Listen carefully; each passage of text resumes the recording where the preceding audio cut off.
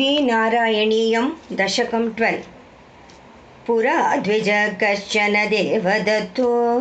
नाम प्रजार्तं तमसा समीपे कुर्वन्मखं गोविलशापवाचा लेभे सुतं मूढमनन्तदुःखः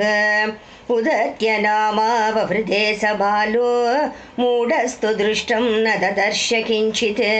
श्रुतं न शुश्राव जगादनैव पृष्ठो न च स्नानजपादिचक्रे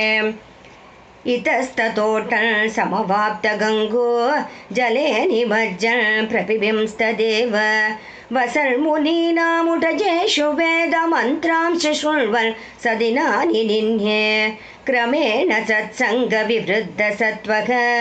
सत्यव्रत सत्यतपाश्च भूत्वा नासत्यवाक्त्वत्कृपया समूढोऽपि उन्मीलितान्तर्नयनो बभूव कुलं पवित्रं जननी विशुद्ध पिता च सत्कर्मरतः सदा मे मया कृतं नैव निषिद्धकर्म तथापि मूढोऽस्मि जनैश्च निन्द्यः जन्मान्तरे किं नु कृतं मयाघं किं वा न विद्यार्थिजनस्य दत्ता ग्रन्थोऽभ्यदत्तः किं पूजा कृता न किं वा विधिवन्न जाने नाकारणं कार्यमितीर्यते हि दैवं बलिष्ठं दुरतिक्रमं च ततोऽत्र मूढो विफलीकृतोऽस्मि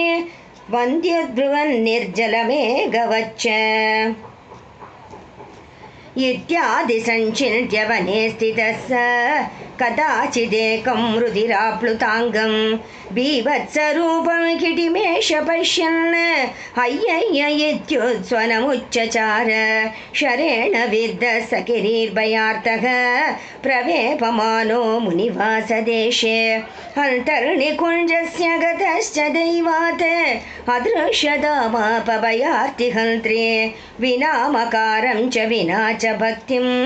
उच्चार्य वाग्बीजमनुं पवित्रं प्रसन्नबुद्धि कृपया तवैष बभूव दूरे कृत सर्वपापः नाहं कविर्गानविचक्षणो